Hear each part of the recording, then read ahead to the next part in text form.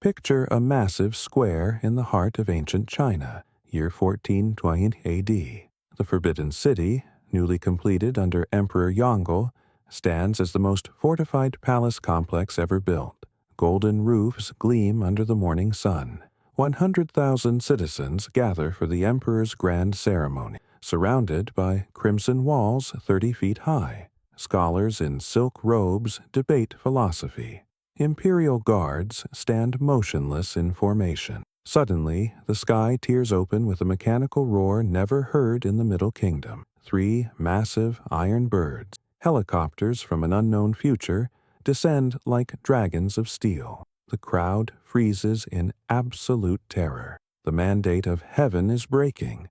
The helicopters unleash 50 armored figures onto the sacred ground. Vikings from 9th century Scandinavia, transported by fate's twisted hand to this impossible mission. The rotors spin one final time and vanish into the blue horizon. No reinforcements, no explanations, no time travel paradoxes, just a pure hypothetical scenario of total warfare. The mission: conquer the Ming Dynasty Empire in exactly 100 days. Comment below right now. Could 50 Nordic berserkers actually conquer the most advanced civilization in the world? Because what I'm about to reveal will shock you about the real power of warrior culture versus massive empire. The Viking arsenal of destruction. The 50 Vikings hit the marble ground with a thunderous crash. Their appearance alone strikes terror. Each stands over 6 feet tall, covered in chainmail armor that gleams like dragon scale. Blonde beards braided with iron rings, blue war paint across savage faces. These aren't men. They're walking nightmares from the frozen north. Primary weapon: Danish axes, 4-foot handles topped with crescent blades sharp enough to split silk in midair. One swing decapitates 3 men. Battle-tested swords forged in pattern welding, flexible steel that bends but never breaks. Each Viking carries 2. A long sword for open combat, a short sayaxe for close quarters killing. The ranged advantage: composite longbows from captured Hungarian craftsmen, pulling 120 pounds of force, firing arrows 400 yards. Each Viking carries 40 arrows, iron-tipped and designed to punch through Chinese lacquered armor. 5 Vikings specialize as archers, creating a rain of death from distance. The shock weapons: Norse fire, a primitive napalm made from pine resin, animal fat, and sulfur. They have 30 clay pots of this hellish mixture. Once ignited, it burns on water, sticks to skin, and cannot be extinguished. The Chinese have never seen anything like it. Close combat brutality: round wooden shields reinforced with iron boss, designed not just for defense but as bludgeoning weapon. Vikings bash with shield edges, breaking jaws and crushing skulls. They fight in a formation called the Svinfylking, or boar's head, a wedge that penetrates enemy lines like a spear through silk. The supply pallet crashes down.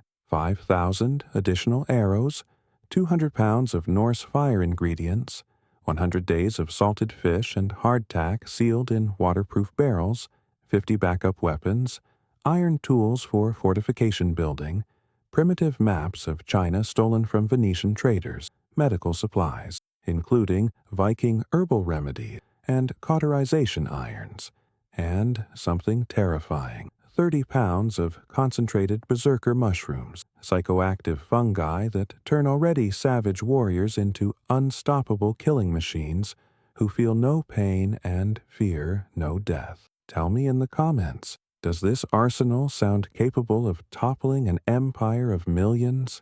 Because the enemy they face makes Rome look like a village. The Dragon Empire, an unstoppable force. The Ming Dynasty isn't just a kingdom. It's a civilization that has existed for thousands of years, refined warfare to an art form, and commands resources beyond Viking comprehension. The Forbidden City alone covers 180 acres with 980 buildings. Beijing's walls stretch 15 miles around, 40 feet high, 60 feet thick at the base, impossible to breach. The Ming military: 1 million soldiers across the empire, 100,000 stationed in and around Beijing, 10,000 elite Imperial Guards within the Forbidden City itself. These aren't peasant conscripts, they're professional warriors trained from childhood in Kung Fu, weapons mastery, and tactical warfare. Chinese weapons technology, gunpowder weapons, primitive but effective cannons that launch explosive shells 500 yards, fire lances that spray burning gunpowder like flamethrowers, repeating crossbows that fire 10 bolts in 15 seconds, poison-tipped arrows using herbs unknown to Europeans. The Chinese invented gunpowder 500 years before this moment. Chinese tactical advantages. They know every street, every alley, every secret passage in Beijing.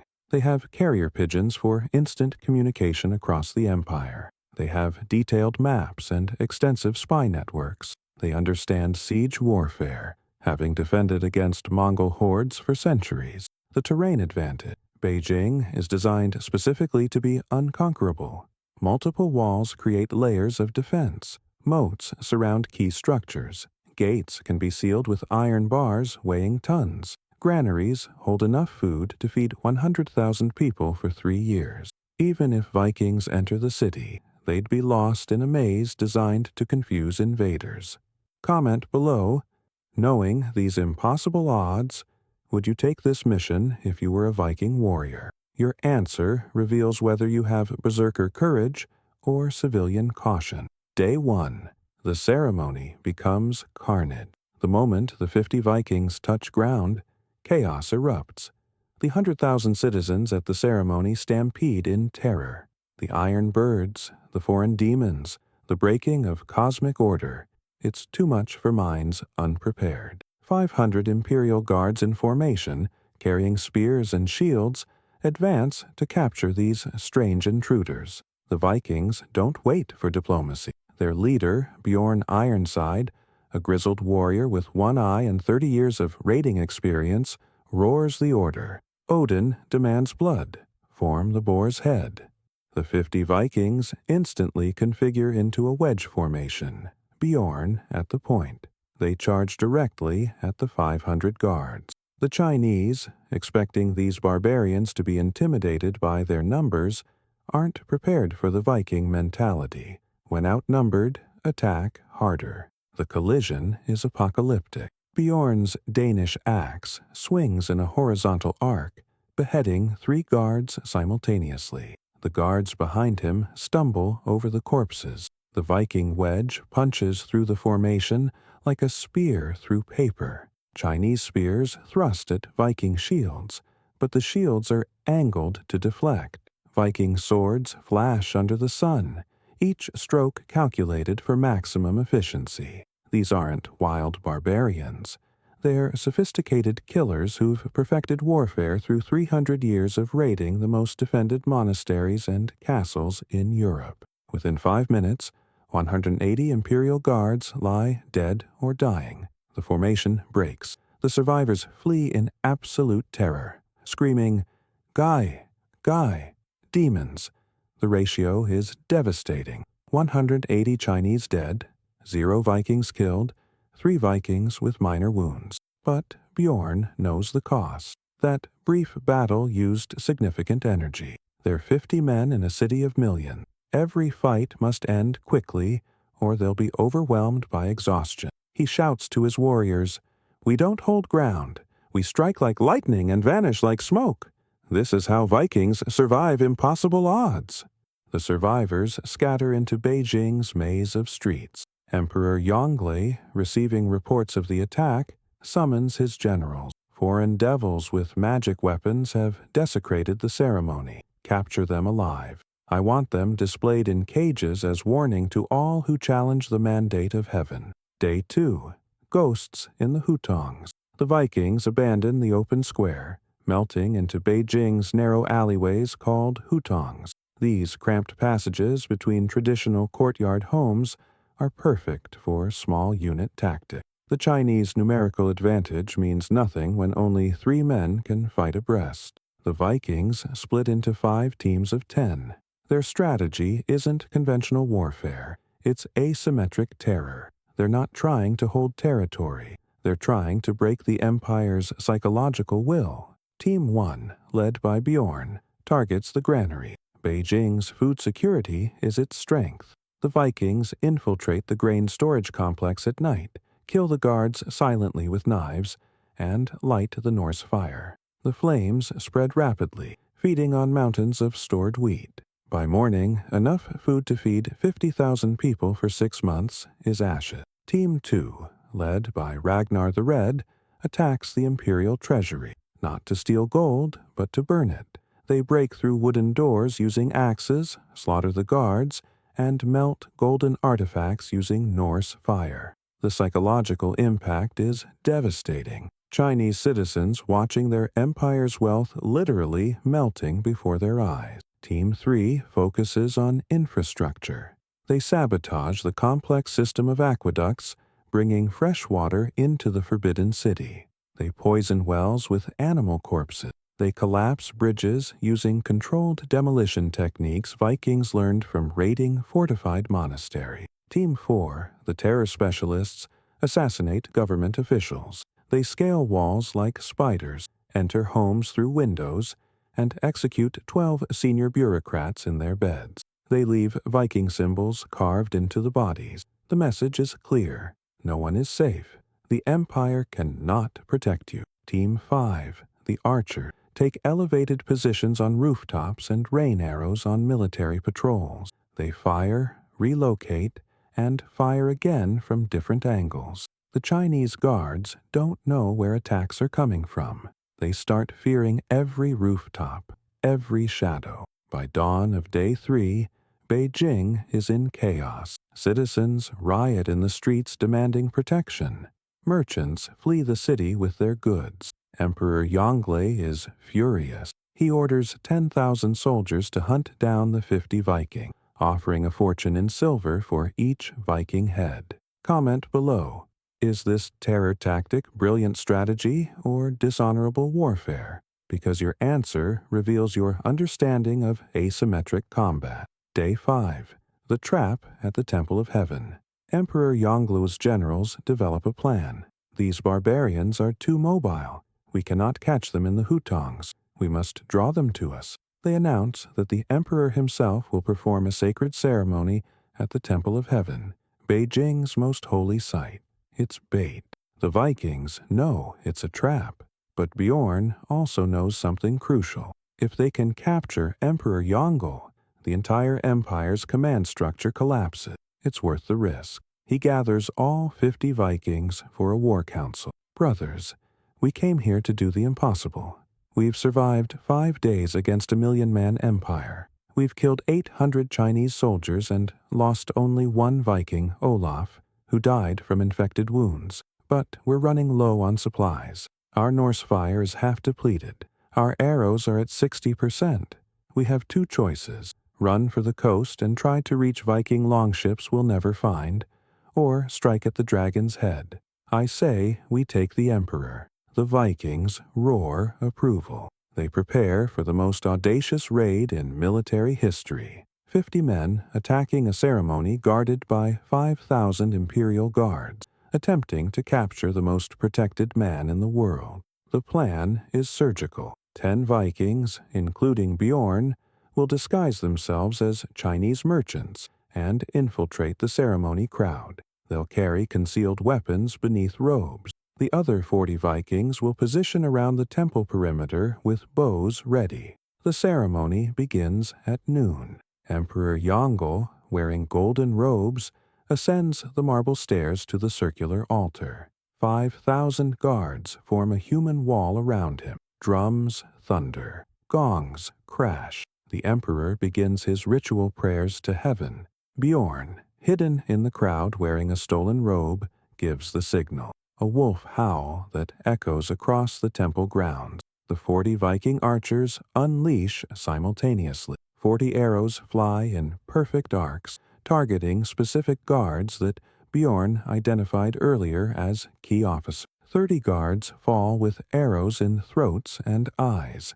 The formation wavers for 3 crucial seconds. That's all the Vikings need. The 10 disguised Vikings throw off their robes, revealing chainmail and weapons. They charge the stairs in the boar's head formation. Chinese guards try to close ranks, but the Vikings are already inside their perimeter.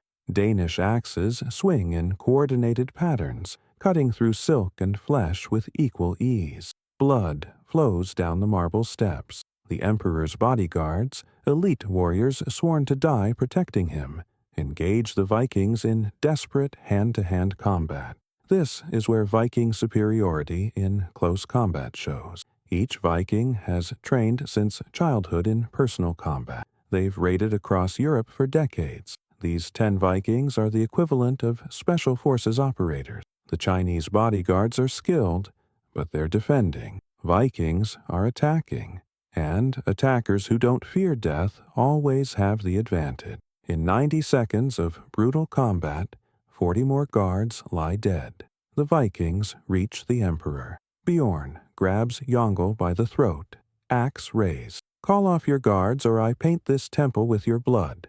A translator shouts the message in Chinese. The Emperor, shocked but maintaining dignity, raises his hand. The guards freeze. Bjorn binds the Emperor's hands with rope, throws him over his shoulder like a sack of grain, and the Vikings fight their way back down the stairs. The 40 archer Vikings unleash covering fire, creating a corridor of death. Any guard who advances dies with an arrow through the face. The Vikings extract with their prize, melting back into Beijing's maze of streets before the massive Chinese army can organize a pursuit. Comment if you're shocked that this plan actually worked, because the next 30 days will determine if this victory becomes conquest or catastrophe. Day 7. The Empire bends its knee. The Vikings hold Emperor Yongle in a fortified position, an abandoned Buddhist monastery on Beijing's outskirts that they've transformed into a fortress.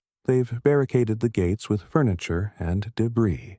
Archers position on the walls. It's defensible, but not permanently. Bjorn interrogates the Emperor through the translator. "Here's your situation, Emperor. Your guards couldn't protect you.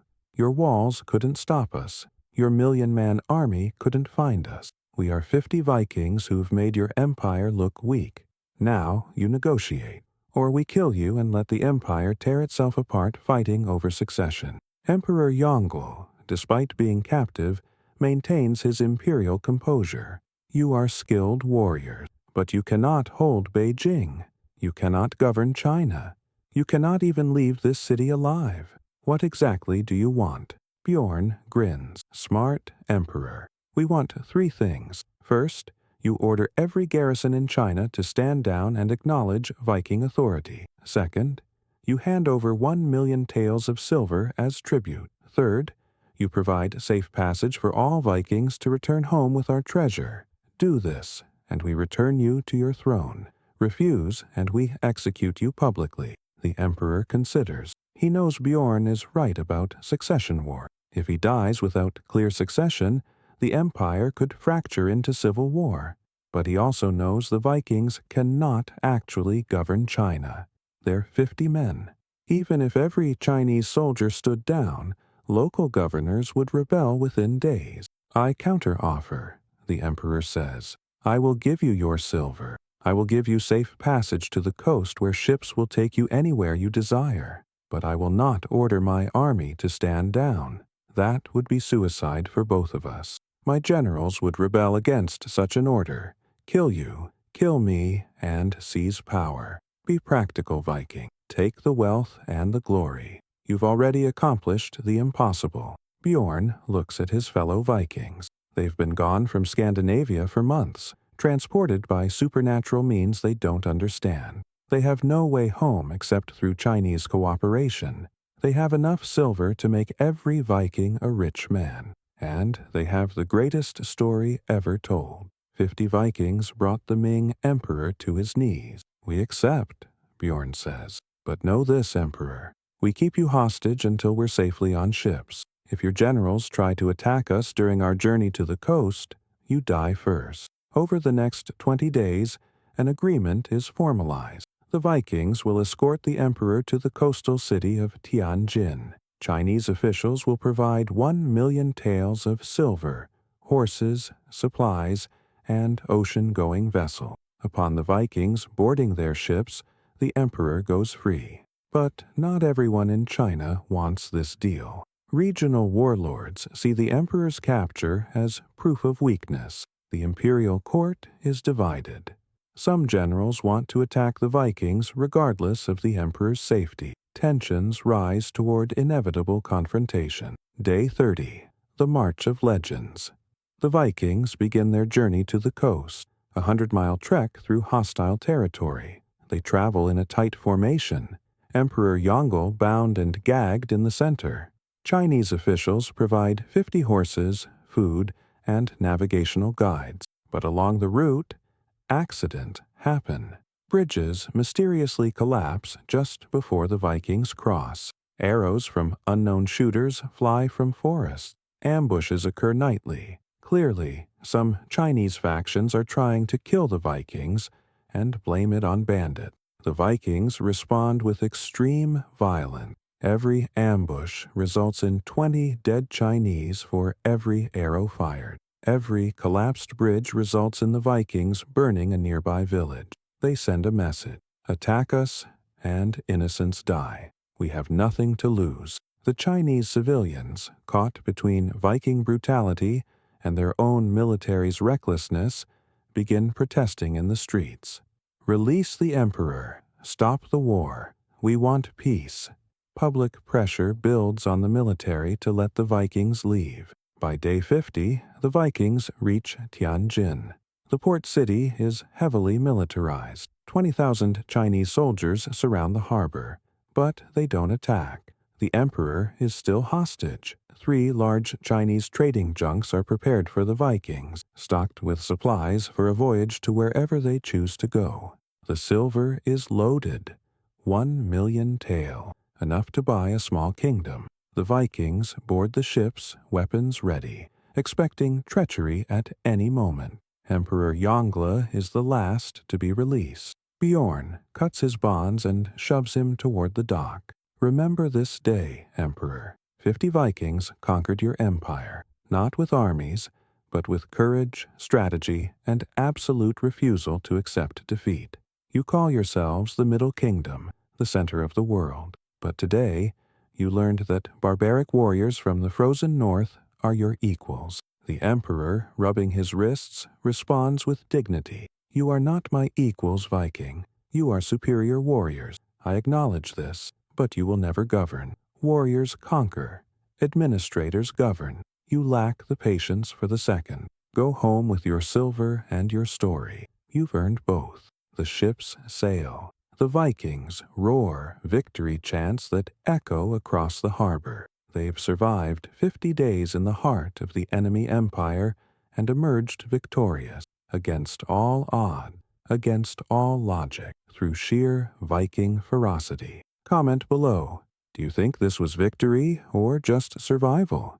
Because the answer depends on how you define conquest. 3 possible endings. The Viking legacy. Now let me show you the 3 ways this story ends, depending on specific decisions made during the campaign. Ending 1.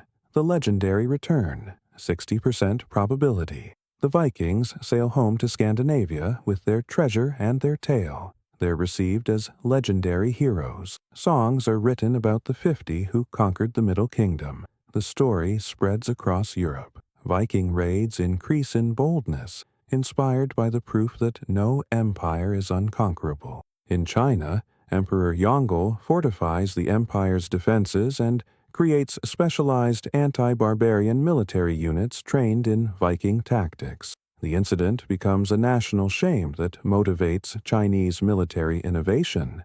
Ironically, both civilizations grow stronger from the encounter. Ending 2. The diplomatic revolution, 25% probability. The Vikings, impressed by Chinese civilization, don't return home. Instead, they negotiate permanent settlement in a remote Chinese province. They become military advisors to local warlords, teaching Viking tactics in exchange for land and titles. Over generations, Viking DNA mixes with Chinese. a unique hybrid culture emerges, combining Nordic martial traditions with Chinese philosophy. Some historians claim certain Chinese martial arts show Viking influence in their aggressive, forward-driving techniques. Ending 3. The tragic betrayal, 15% probability. As the Viking ships sail away, Chinese war junks pursue them under secret orders from hardline generals. A naval battle erupts 100 miles from shore. The Vikings fight ferociously, but are outnumbered 10-1 at sea, where they have no advantage. All 50 Vikings die in the battle, taking 500 Chinese sailors with them. The silver sinks to the ocean floor. Emperor Yongle, learning of the betrayal, executes the generals responsible, but it's too late. The Vikings are gone. The story survives only in Chinese military record, classified as dangerous information that could inspire future invasion. Tell me which ending you believe is most likely based on human nature and historical patterns. 6. Fatal decision that shaped destiny. Throughout this 50-day campaign, 6 critical choices determined whether Vikings achieved legendary victory or tragic death. Let me reveal them. Decision 1.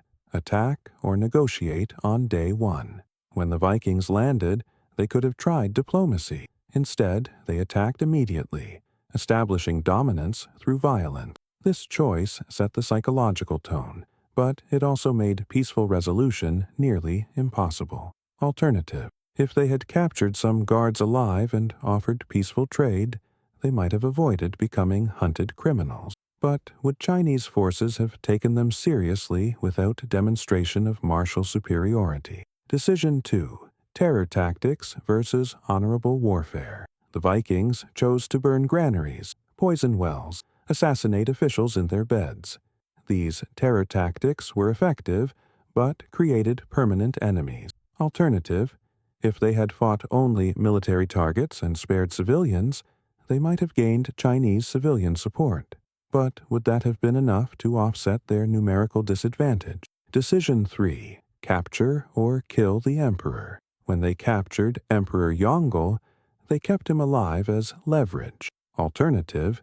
If they had executed him publicly, they would have sent maximum terror message but lost all negotiating power. The empire's generals would have united in revenge rather than dividing in political uncertainty. Keeping the emperor alive was the correct strategic choice. Decision 4. Accept the deal or demand total surrender. When the emperor offered silver and safe passage, the Vikings could have demanded total surrender of the empire. Alternative, if they had demanded China submit to Viking rule, they would have been slaughtered. There's no way 50 men govern a nation of millions. Taking the realistic deal was wisdom, not weakness. Decision 5. Execute traitors or show mercy. During the journey to the coast, the Vikings could have executed every Chinese guide or soldier who showed signs of treachery. Instead, they used calculated violence, only retaliating against actual attacks. Alternative. Executing everyone preemptively would have turned all Chinese against them. Measured response kept the civilian population neutral. Decision 6. Leave or stay in China. Upon reaching the coast, Vikings could have attempted to establish a permanent kingdom in China. Alternative, staying would have required generations of warfare. Leaving with the treasure and honor was the Viking way. Raid and retreat.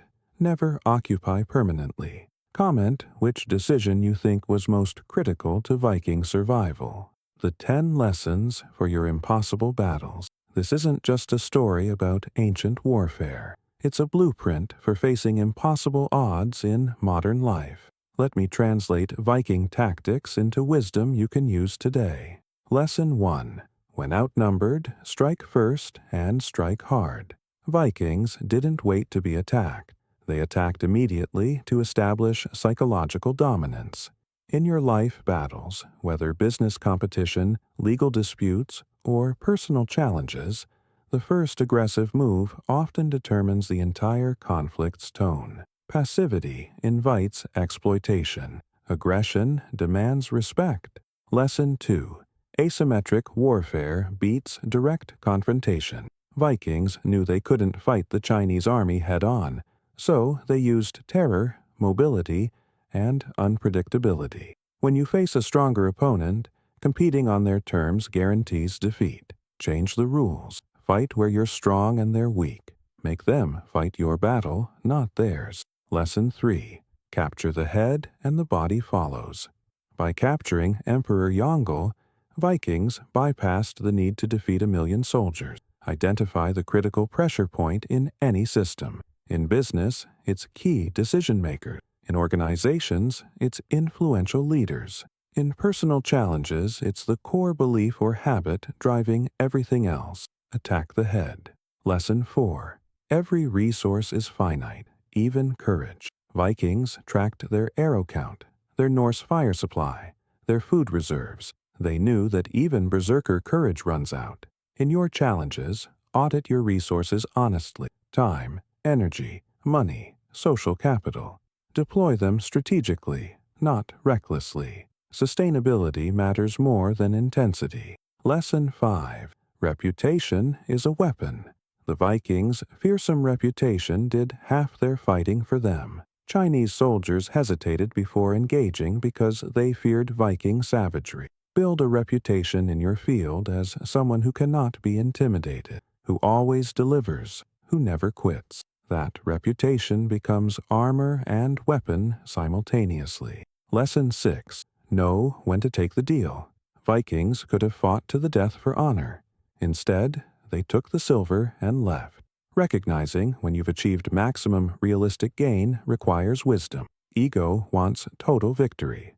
Wisdom takes substantial victory and lives to fight another day. The Vikings who know when to retreat are the ones who survive to become legend. Lesson 7. Turn your disadvantages into advantages. Vikings were outnumbered 20,000 to 1. They turned that into an advantage by becoming impossible to find, moving through the city like ghosts.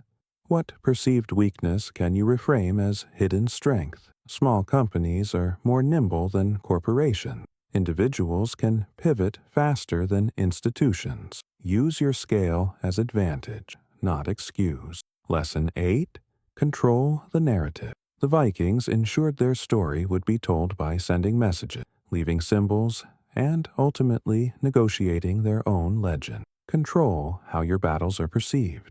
Document your wins. Share your struggles strategically. The story people tell about you is often more important than the objective fact.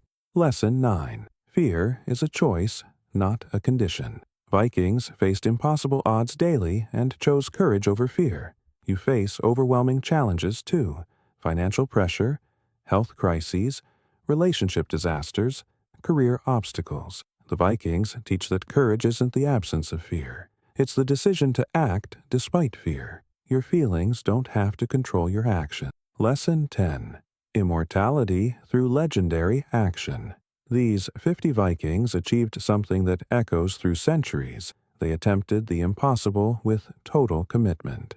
You won't literally live forever, but you can create impact that outlasts your lifespan. Take the impossible challenge. Make the audacious attempt. Even if you fail, legendary effort creates legendary stories, and stories never die. Comment which of these 10 lessons speaks most powerfully to your current life situation.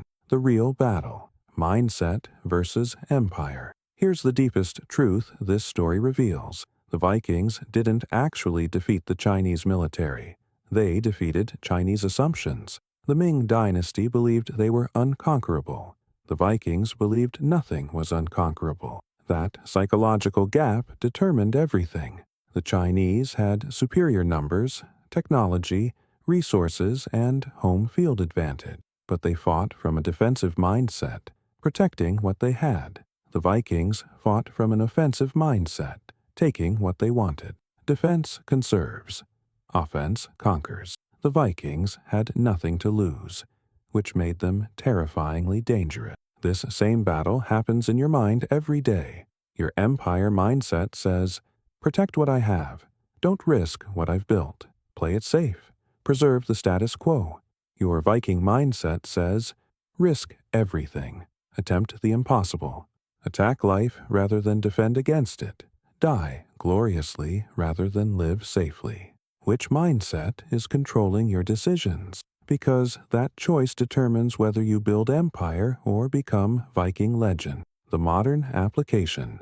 You're 50, vers, they're millions. You're facing your own impossible mission right now. Maybe you're one person trying to disrupt an entire industry. Maybe you're a small team competing against massive corporations. Maybe you're fighting a health battle where doctors give you terrible odds. Maybe you're escaping poverty that has trapped your family for generations. You are the 50 Vikings. Your challenge is the Chinese Empire. The question is, will you fight like a Viking or surrender like everyone expects? Here's your Viking battle plan. First, attack immediately. Don't wait for perfect conditions. Don't prepare endlessly. Vikings struck day one. You strike today. Boldness creates momentum. Hesitation creates doubt. Second, fight asymmetrically. Don't compete where the empire is strongest. Find the angle they're not defending. Every empire has vulnerabilities.